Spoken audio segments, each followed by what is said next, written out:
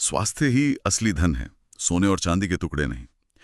महात्मा गांधी के इसी विचार के साथ आज की चर्चा शुरू करते हैं।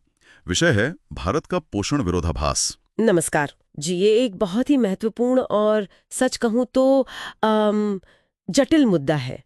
हम विश्व खाद्य सुरक्षा और पोषण स्थिति यानी SOFI 2025 रिपोर्ट और डाउन टू अर्थ में छपे विश्लेषण के आधार पर इस पर बात करेंगे। हाँ, और ये विषय देखिए यूपीएससी की तैयारी करने वालों के लिए तो बहुत ही अहम है, मेंस और प्रीलिम्स दोनों के लिहाज से। पर आम जानकारी के लिए भी ये समझना जरूरी है कि देश में पोषण की क्या स्थिति है। बिल्कुल, हमारा मकसद रहेगा कि इन रिपोर्ट्स में जो जानकारी दी गई है उसका एक आलोचनात्मक विश्लेषण करें। सही कहा। और विरोधाभास तो साफ है। मतलब एक तरफ दुनिया में भुखमरी थोड़ी घटी है, लेकिन भारत में छोटे बच्चों में वेस्टिंग यानी ऊंचाई के हिसाब से वजन बहुत कम होना वो दुनिया में सबसे ज्यादा है।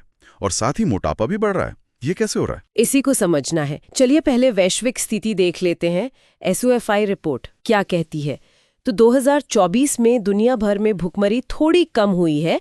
लगभग 8.2% लोग प्रभावित है, करीब 673 मिलियन। अच्छा, 2023 से तो बेहतर है ये। जी, 2023 में 8.5% था।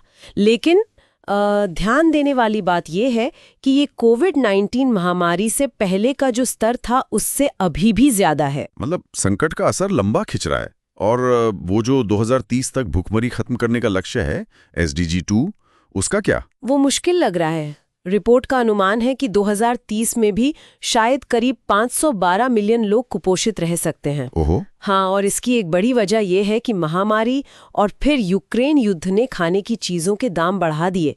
स्वस्थ आहार लेना और महंगा हो गया। तो लोग अफोर्ड नहीं कर पा रहे हैं। हाँ, हालांकि 2019 के मुकाबले 2024 में ऐसे लोगों की संख्या थोड़ी कम हुई है जो स्वस्थ आहार नहीं खरीद सकते, पर अब भी ये संख्या बहुत बड़ी है, 2.6 बिलियन लोग। सबसे ज्यादा प्रभावित एशिया और अफ्रीका है। ठीक है, अब भारत पर आते हैं। यहाँ की तस्वीर जैसा आपने कहा जटिल है। अल्पपोषण कितना है हमारे यहाँ? देखिए, आंकड़ों के हिसाब से करीब 12% आबादी यानी लगभग 172 मिलियन लोग अल्पपोषित हैं। 170 करोड़ से ज्यादा, ये तो बहुत बड़ी संख्या है। जी, हालांकि 2006 में ये संख्या 243 मिलियन थी, तो सुधार तो हुआ है, पर अभी भी ये आंकड़ा बहुत ज्यादा है। वैश्विक रैंकिंग में हम 48वें और एशिया में 7वें स्थान पर हैं। और वो स्वस्थ आहार वाली बात, भारत में कितने लोग अफोर्ड नहीं कर सकते? करीब 43% लोग, मतलब लगभग आधी आबादी स्वस्थ पौष्टिक भोजन रोज नहीं खा सकती। और इसकी कीमत भी बड़ी है। 2017 में जो लागत 2.77 PPP थी, वो 2024 में बढ़कर 4.07 PPP हो गई। बाप रे, ये तो बहुत ज्यादा बढ़ोतरी है। और बच्चों का क्या? वेस्टिंग वाली बात बहुत चिंताजनक है। हाँ, वो सबसे चिंताजनक पहलू है। भारत में चाइल्ड वेस्टिंग रेट दुनिया में सबसे ज्यादा है, 18.60%। यानी 2 करोड़ 10 लाख से ज्यादा बच्चे अपनी ऊंचाई के हिसाब से बहुत ज्यादा दुबले हैं। ये गंभीर कुपोषण का तत्काल संकेत है। और स्टंटिंग यानी उम्र के हिसाब से कद छोटा रह जाना, वो भी बहुत ज्यादा है, 37.4 मिलियन बच्चे, मतलब करीब 3.5 करोड़ बच्चे स्टंटिंग के शिकार हैं। ये लंबे समय से चले आ रहे कुपोषण को दिखाता है। ये तो हो गया अल्पपोषण। लेकिन विरोधाभास का दूसरा पहलू है मोटापा। बिल्कुल, वहीं दूसरी तरफ बच्चों में ज्यादा वजन की समस्या बढ़ी है। 2012 में ये 2.7 मिलियन थी, 2024 में 4.2 मिलियन हो गई। और वयस्कों में तो मोटापा लगभग दोगुना हो गया है, 33.6 मिलियन से बढ़कर 71.4 मिलियन। 7 करोड़ से ज्यादा वयस्क मोटापे के शिकार। ये तो जी हाँ, बीमारियों का सीधा नहीं होता है। जी हाँ, इसी को कुपोषण का दोहरा बोझ कहते हैं। एक तरफ वेस्टिंग, स्टंटिंग, अनीमिया और दूसरी तरफ मोटापा। और एनीमिया की बात करें तो स्थिति और गंभीर है। हाँ, एनीमिया का जिक्र भी था। क्या आंकड़े हैं? 15 से 49 साल की महिलाओं में 53.7% से ज्यादा यानी करीब 20 करोड़ 30 लाख महिलाएं एनीमिया से पीड़ित हैं। हम दुनिया में चौथे नंबर पर हैं इस मामले में। आधे से ज्यादा महिलाएं, ये तो वाकई बहुत गंभीर स्थिति है। तो सवाल उठता है कि ये विरोधाभास हो क्यों रहा है? क्या कारण है इसके पीछे? इसके कारण कई हैं और आपस में जुड़े हुए हैं। एक तो लगातार बनी हुई गरीबी और असमानता है, खासकर ग्रामीण और आदिवासी इलाकों में। लोगों के पास पौष्टिक खाना खरीदने के पैसे ही नहीं है। हाँ, अफोर्डेबिलिटी एक बड़ा मुद्दा है, जैसा हमने देखा। जी, दूसरा, आहार में विविधता की कमी। मतलब लोग पेट तो भर लेते हैं शायद चावल गेहूं से, पर उन्हें जरूरी विटामिन्स, मिनरल्स नहीं मिल पाते।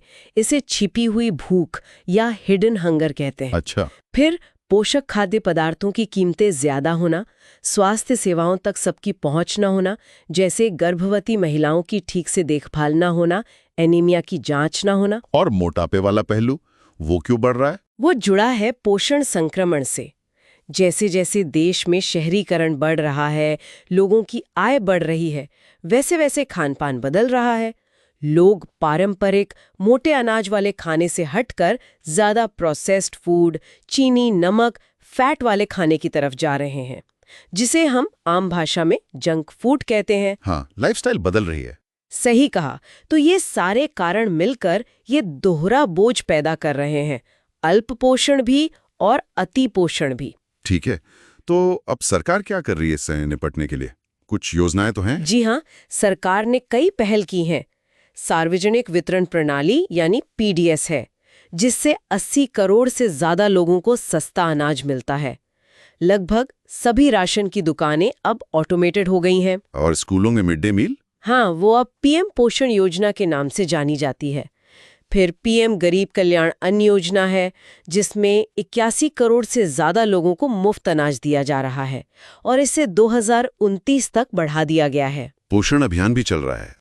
एक और योजना है पीएम सूक्ष्म खाद्य प्रसंस्करण उद्यमों का औपचारीकरण योजना, पीएम एफएमई, जिससे छोटे फूड प्रोसेसिंग यूनिट्स को मदद मिल रही है, रोजगार भी पैदा हो रहा है।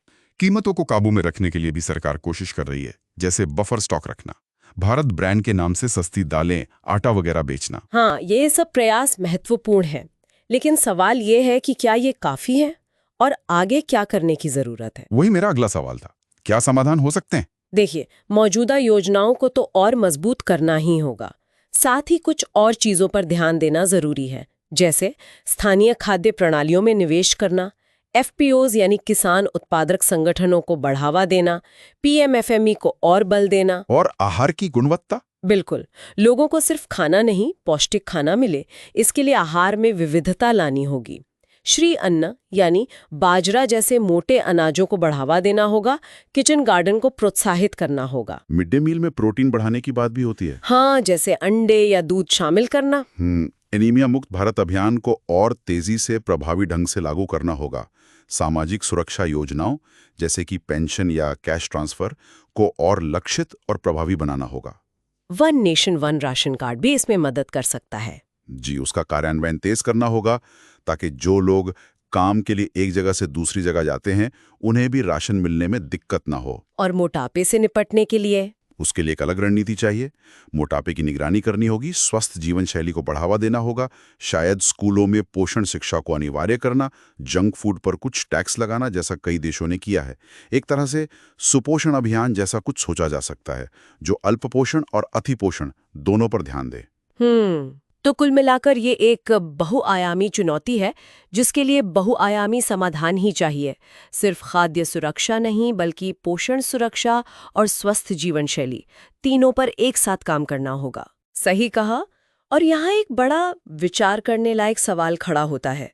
भारत एक तरफ खाद्य सुरक्षा के लिए इतनी सब्सिडी दे रहा है, पीडीएस और मुफ्त अनाज योजनाओं पर भारी खर्च कर रहा है, दूसरी तरफ हमें स्वस्थ, विविध और पौष्टिक आहार को बढ़ावा देना है जो शायद महंगा हो। तो इन दोनों के बीच सही संतुलन कैसे बने? हाँ, ये एक अहम सवाल है। और दूसरा, सरकारी योजनाओं से परे समाज में लोगों की आदतों में बड़े पैमाने पर बदलाव कैसे लाया जाए? कैसे लोगों को स्वस्थ खाने के लिए प्रेरित किया जाए ताकि हम इस दोहरे बोझ से निपट सकें? ये वाकई सोचने वाली बात है। श्रोताओं की इस पर क्या राय है? अपने विचार नीचे कमेंट्स में जरूर साझा करें। अगर आपको ये चर्चा उपयोगी लगी हो तो इसे लाइक और सब्सक्राइब करना ना भूलें। जैसा हमने कहा, यूपीएससी उम्मीदवारों और सभी जागरूक नागरिकों के लिए इस मुद्दे को समझना बहुत जरूरी है। जी बिल्कुल। अगली चर्चा तक अपना ध्यान रखें, स्वस्थ रहें और सूचित रहें। धन्यवाद।